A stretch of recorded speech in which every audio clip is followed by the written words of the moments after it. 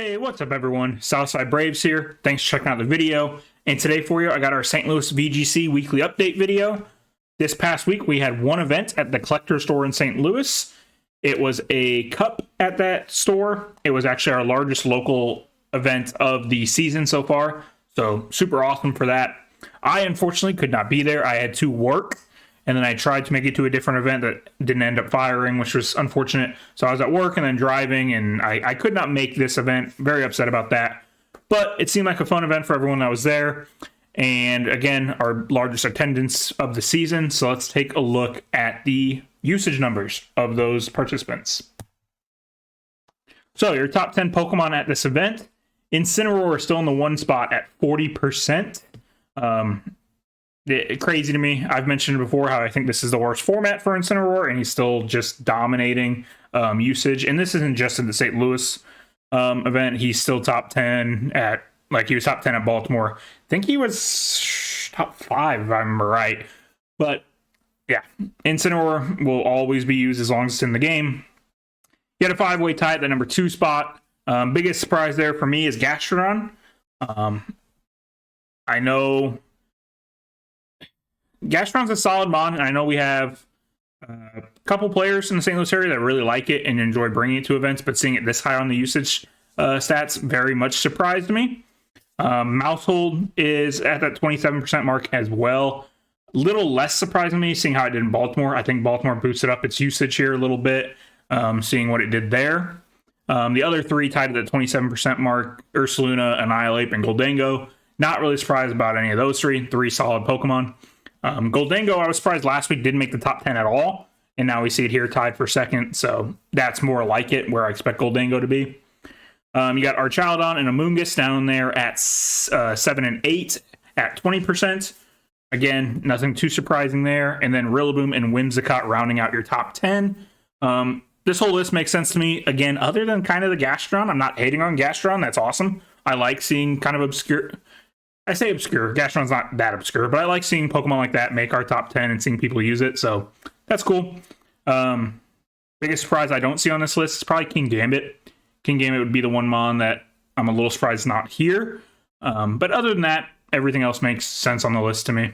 So, and I can't think of anything else massively that's not on this list that I would expect to be. King Gambit would probably be the number one. Maybe Tyranitar, but not overly surprised it doesn't make top 10. So, all that being said, let's take a look and see how this tournament shook out. We have our top 4 here that all got points for this event. Again, it was a cup, so these are the point payouts for the top 4. Leonard Kraft, one of the best players, if not the best player in our area, did take home the win here. And you see the Galarian Weezing next to his name there. Normally, just kind of a cool thing I throw in there. This one actually means something. For our St. Louis Discord group, our mascot is chosen once a year by this event. Winner of the event gets to choose a mascot, and it had to be somebody that you used on your team. Leonard did use Wolf's team from Baltimore, I believe. Again, I wasn't there. Some of the matches were streamed. I got to see some of it, but not much. I believe he used Wolf's Baltimore team, which is a super fun and interesting team. And it's really, really good if you're not prepared for it. And even if you are, it's still a good team. But the Galarian Weezing Toad Scroll lead is just very, very fun. But he did pick the Galarian Weezing to be our mascot for the next year. So Galarian Weezing is now the mascot for St. Louis VGC for the next year. So congrats to Leonard for winning and getting to make that choice. Other people that made top cut here, Chris finished second, losing to Leonard in the championship. And I do know there were some connection issues. There were some disconnects throughout this whole tournament, especially in the championship game, which is super unfortunate. And I've had it happen to me at regionals. It's just very frustrating and kind of tough to come back from at times. So again, I didn't get to see the whole match or how it went, but I do feel for Chris there. I know he was undefeated going into Top Cut, so it sounds like he had a excellent tournament showing at this event. So good for him. He sounds like he played very, very well.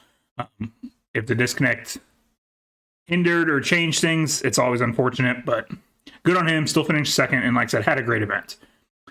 Mason in third, and I didn't mention Chris was running a Tyranitar team, which I'm a fan of. I'm starting to come around to the Tyranitar base team, so Next up, Mason in third. He was running his trusty Como that I know he did bring to Baltimore the week before. Saw that in action at the regional.